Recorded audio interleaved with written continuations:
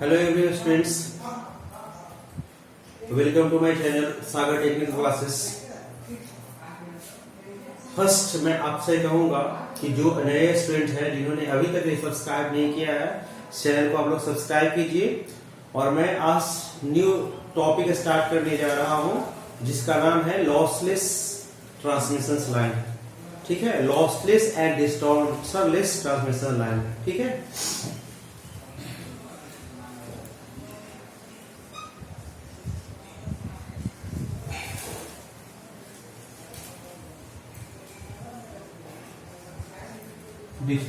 डिस्टॉर्शनलेस transmission line.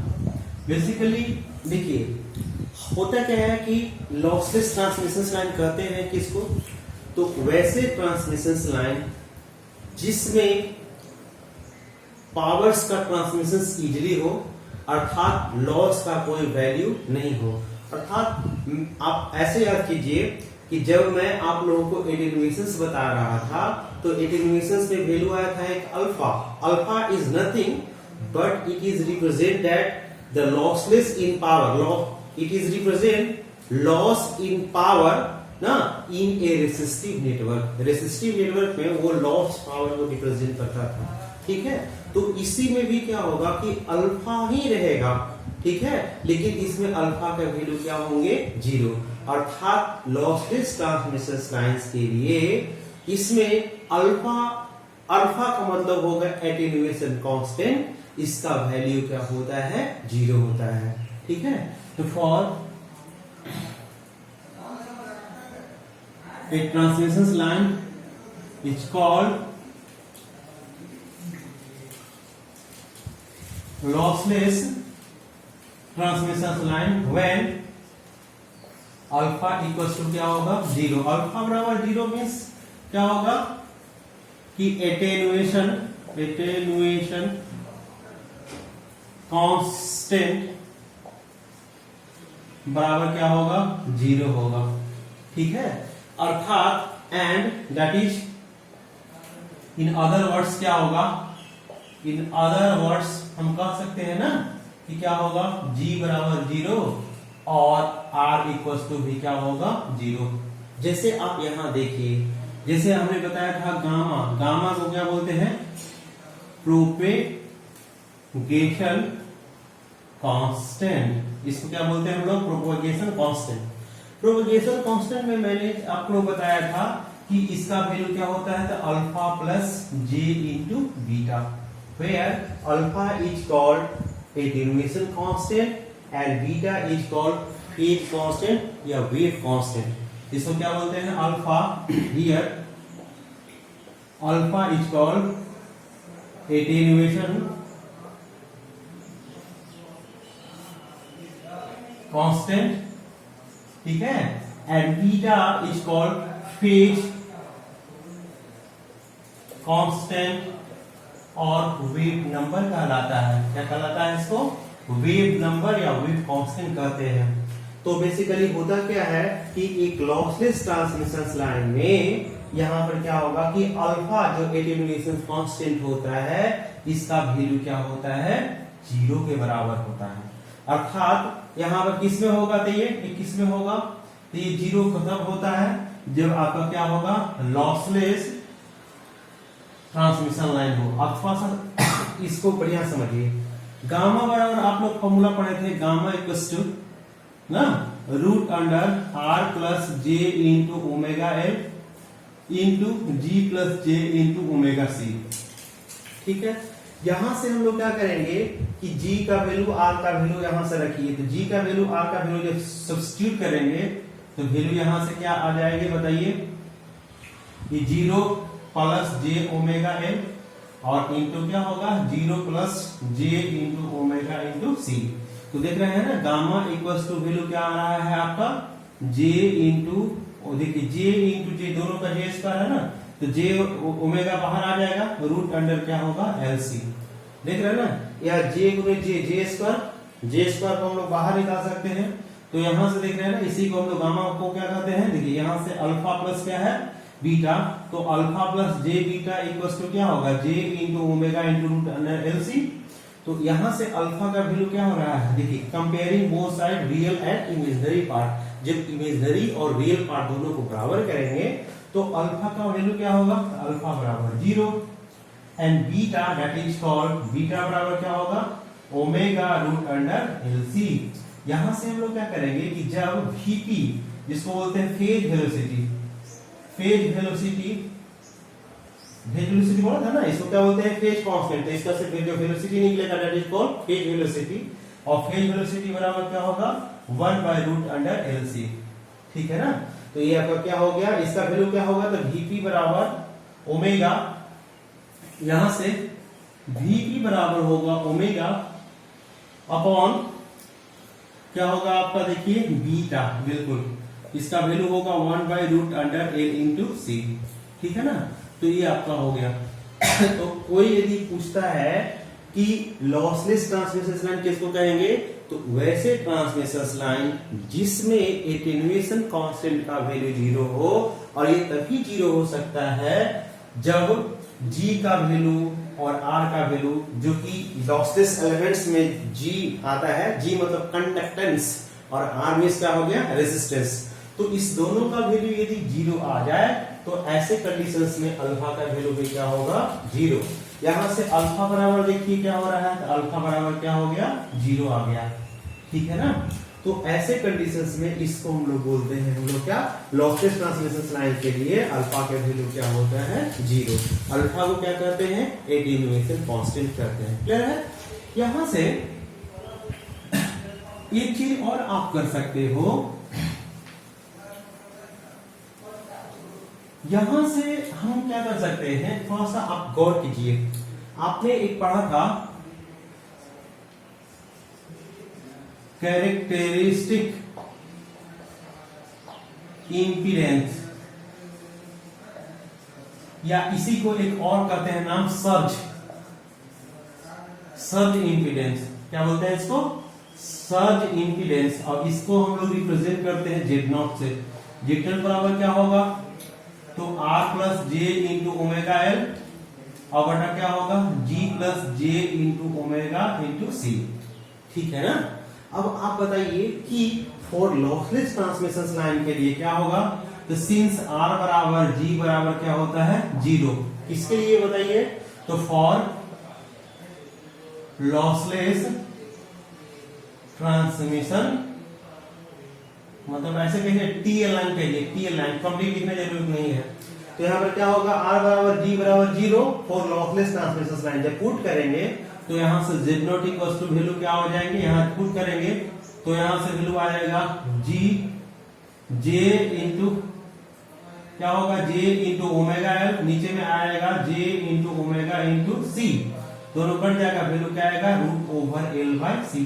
तो कोई आपसे पूछेगा कि बताइए कि Z0 बराबर क्या होगा, रूट अंडर एल बाय सी, तो कोई पूछेगा कि ये एल बाई सी का यूनिट क्या होता है, रूट अंडर एल बाई सी का यूनिट क्या होता है, तो डेफिनेटली इसका यूनिट किसके बराबर होगा, ओम के बराबर आएगा, ठीक है।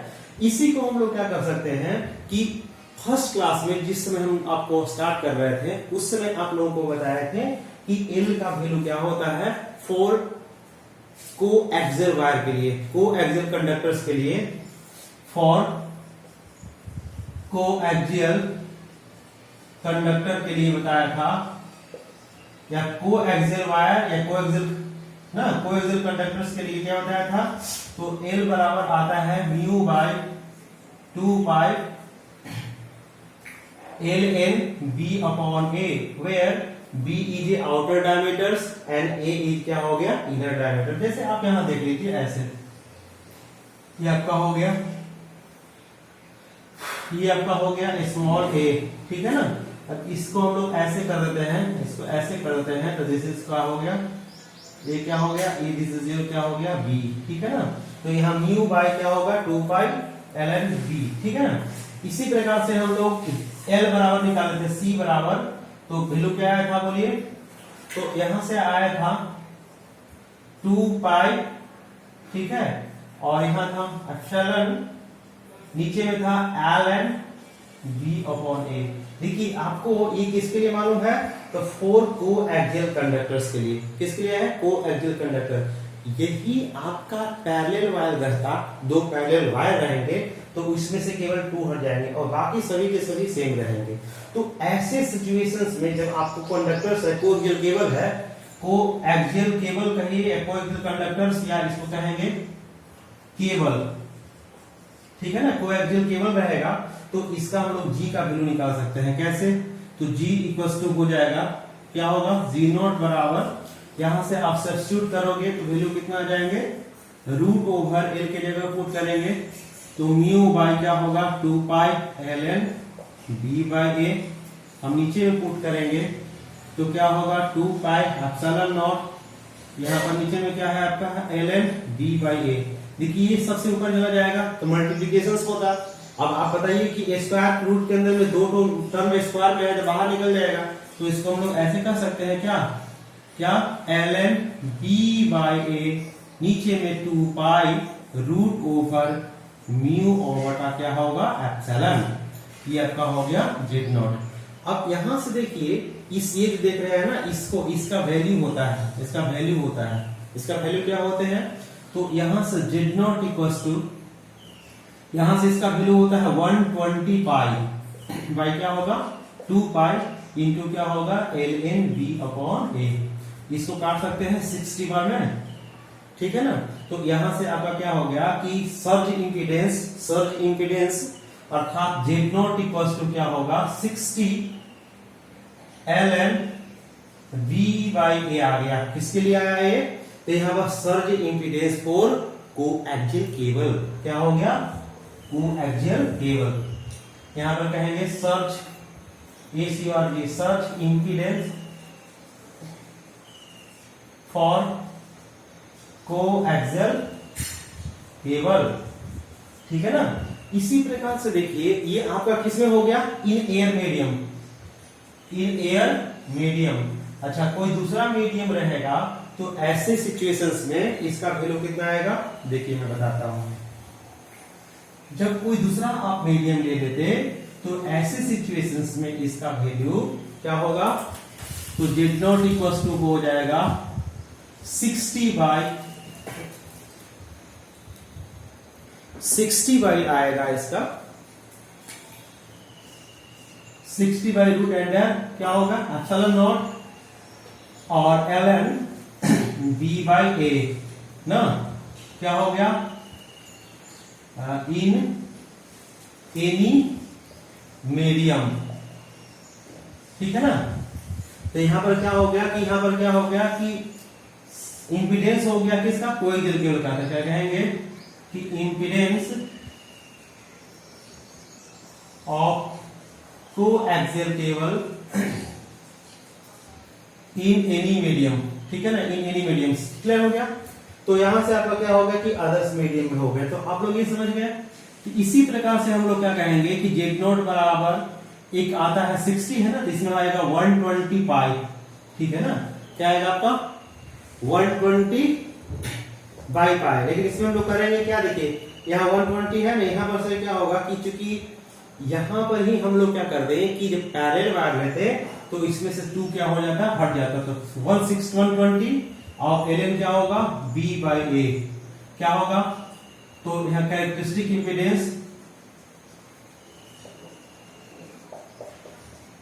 Impedance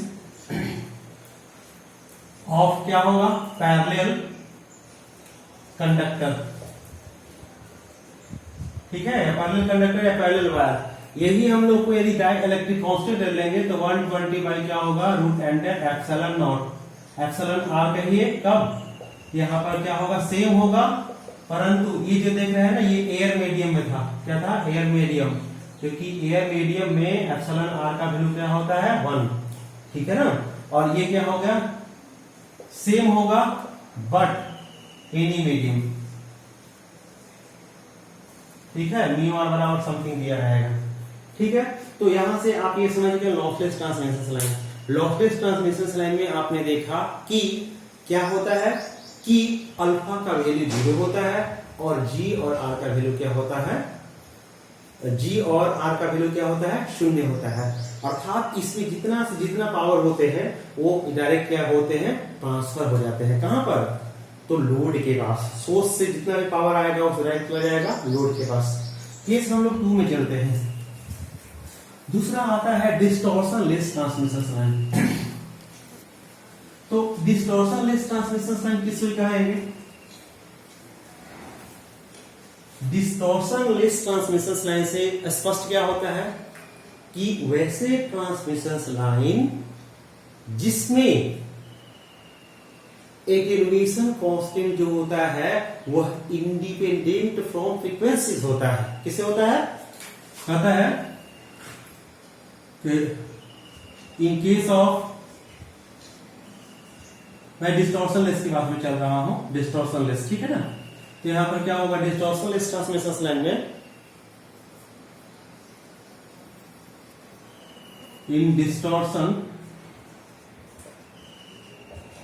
in distortion less transmission line attenuation constant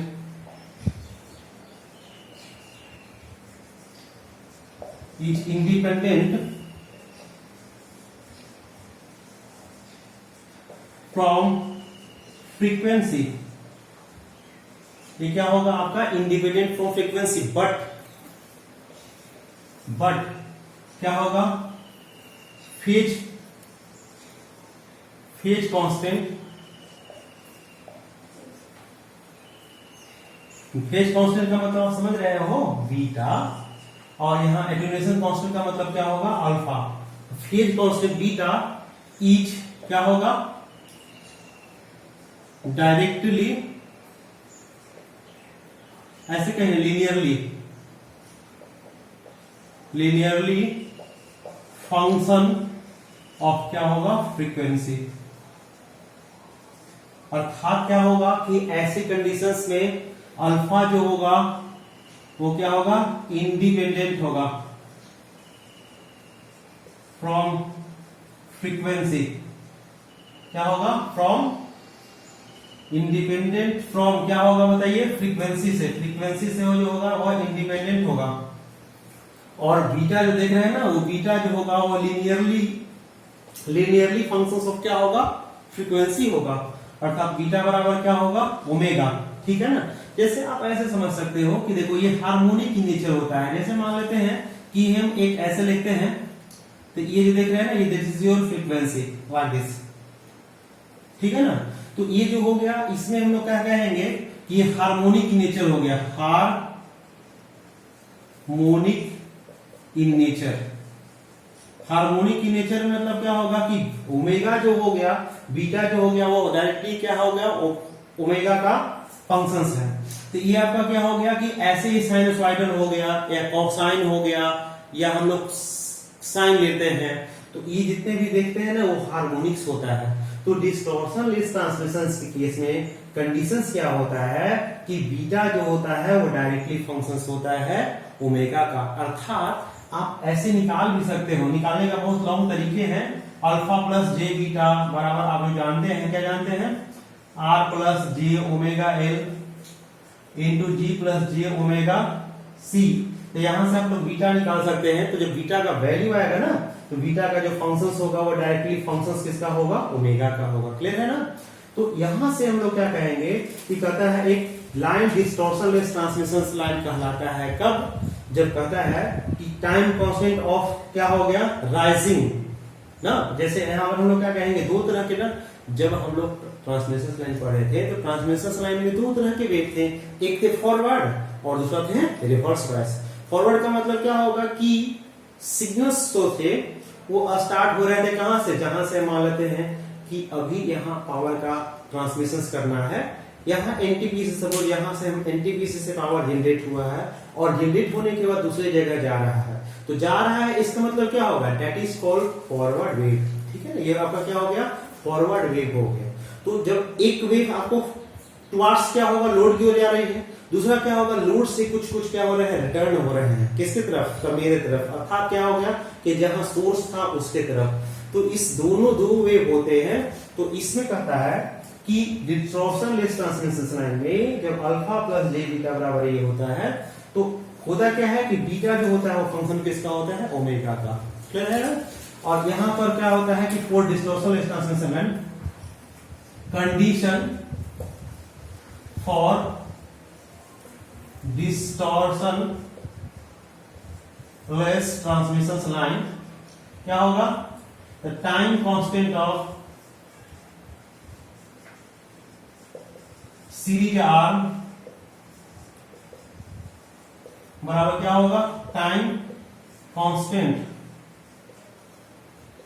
time पूरा कंप्लीट लिखता हूं, टाइम कांस्टेंट ऑफ क्या हो गया? शंट आर्म होता है इन द ट्रांसमिशन लाइन, ठीक है ना। अब यहाँ time constant of series arm थोड़ा सा आप लोग याद कीजिए, सीरीज में क्या क्या था आपको याद है आप लोगों को? या इसमें लोग कह सकते हैं टाइम कांस्टेंट ऑफ राइजिंग न वेव, इसको और कह सकते हैं, और time constant of rising wave बराबर क्या होगा? टाइम कांस्टेंट ऑफ क्या होगा? Falling wave. अर्थात क्या होगा देख रहे हैं, एक राइज का मतलब ऊपर जाना और फॉलिंग का मतलब नीचे गिरना। तो ऐसे कंडीशंस में इसका वैल्यू क्या होंगे? तो ऐसे देखिए, जब हम लोग सीरीज में लेते थे तो सीरीज में क्या आता था? याद है आप लोग को? ऐसे एक कंडीशन था, एक ऐसे था, एक ऐसे था, एक आपका ऐसे था और ये एक ऐसे था, ठीक है ना। तो यही था ना, एक में आपका जी लगा हुआ है, ये सी है, ये आपका क्या हो गया? एल हो गया, ये क्या हो गया? आपका इसका टाइम कांस्टेंट क्या होगा? तो हम लोग कह सकते हैं, और क्या होगा? तो जीएल होगा, अर्थात क्या होगा? जीएल, यहां पर हम लोग कह सकते हैं एल बाई आर, ठीक है ना, एल बाई आर इसके लिए, सीरीज के लिए। और शंट के लिए यहां पर क्या होगा? हाँ बताइए, हम लोग कह सकते हैं क्या? सी और बाई जी कह सकते हैं कैसे? तो इसका टाइम कांस्टेंट और इसका टाइम कांस्टेंट दोनों को हम लोग निकाल लेंगे। अब इस दोनों को जब मल्टीप्लाई कर देंगे तो वैल्यू क्या होगा? एल गुना जी, एल जी, और बराबर क्या होगा?